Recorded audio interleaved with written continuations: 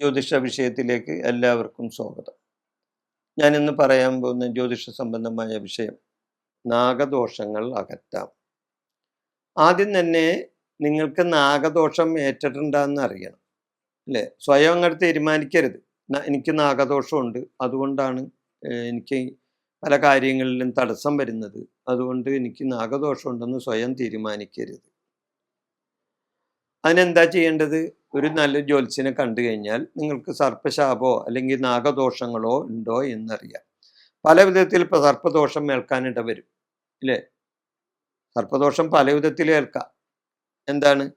ഈ സർപ്പക്കാവിലൊക്കെ ആവശ്യമില്ലാതെ കയറി ചുറ്റി സഞ്ചരിക്കാം, അവിടെ മലിനപ്പെടുത്താം, സർപ്പക്കാവുകൾ മലിനപ്പെടുത്താം, മലമൂത്ര വിസർജനം നടത്താം.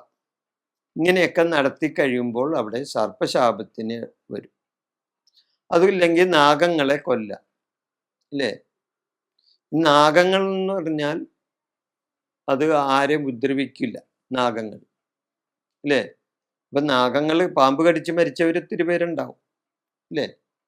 നാഗങ്ങളെ അവർ മനുഷ്യനെ മനഃപൂർവ്വം ഉപദ്രവിക്കുകയില്ല. അവർക്ക് വേദന കിട്ടുമ്പോൾ, അവരുടെ ശരീരത്തിൽ വേദന അനുഭവപ്പെടുമ്പോൾ, അവരെ ഉപദ്രവിക്കുമ്പോൾ അവർ തിരിച്ച് പ്രതിരോധിക്കും. ചിലപ്പോൾ നമ്മൾ അറിയാണ്ട് സംഭവിച്ചു പോണതായിരിക്കുള്ളൂ. എന്നിരുന്നാലും അവർ തിരിച്ചതിനെ പ്രതിരോധിക്കും, അവർ കടിക്കും, അല്ലെങ്കിൽ അതേപോലെ കാര്യങ്ങൾ ചെയ്യും, അല്ലേ? ഞങ്ങളെ ചുറ്റിപ്പിടിക്കും. പാമ്പിൻ്റെ കടിയൊക്കെ ഇട വന്നു കഴിഞ്ഞാൽ അത് മനുഷ്യന് ദോഷമായിട്ട് വരും, ജീവൻ മരണം വരെ നഷ്ടപ്പെടാം. അപ്പം നാഗദോഷങ്ങൾ പല വിധത്തിൽ നമുക്ക് വരാം. എന്തുകൊണ്ട്? ഇങ്ങനെ സർപ്പക്കാവിൽ കൂടിയോ അല്ലെങ്കിൽ നാഗങ്ങളെ കൊന്നാലോ അല്ലെങ്കിൽ സർപ്പക്കാവുകൾ മലിനപ്പെടുത്തിയോ ചെയ്താൽ അവിടെ സർപ്പദോഷങ്ങൾ ഉണ്ടാവും. അതേപോലെ തന്നെ ജാതകത്തിൽ സർപ്പയോഗം, കാളസർപ്പയോഗം എന്ന് പറഞ്ഞൊരു യോഗമുണ്ട് ജാതകത്തിൽ, കാളസർപ്പയോഗം. അപ്പം അങ്ങനെയുള്ളവർക്ക് കാളസർപ്പയോഗത്തിന് പ്രതിവിധി ഉണ്ടെന്ന്, ആ പ്രതിവിധി ചെയ്യാം. പിന്നെ നാഗദോഷം മാറുന്നതിന് വേണ്ടി സർപ്പബലി നടത്തുന്നത് നല്ലതാണ്. ക്ഷേത്രങ്ങളിൽ സർപ്പബലി നടത്താം. ആയില്യം പൂജ നടത്താം.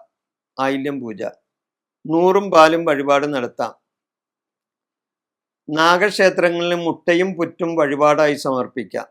നാഗക്ഷേത്രങ്ങളിൽ നാഗത്താന്മാരെയും നാഗദൈവങ്ങളെയും നാഗരാജാവിനെയും നാഗേഷിയമ്മയെയും പ്രീതിപ്പെടുത്താനുള്ള വഴിപാടുകൾ നടത്താം. ഇതെല്ലാം സർപ്പദോഷങ്ങൾ അകറ്റുന്നതിന് വേണ്ടി ചെയ്യാവുന്നതാണ്. ഈ വിഷയം ഞാനിവിടെ അവസാനിപ്പിക്കുന്നു. നന്ദി, നമസ്കാരം.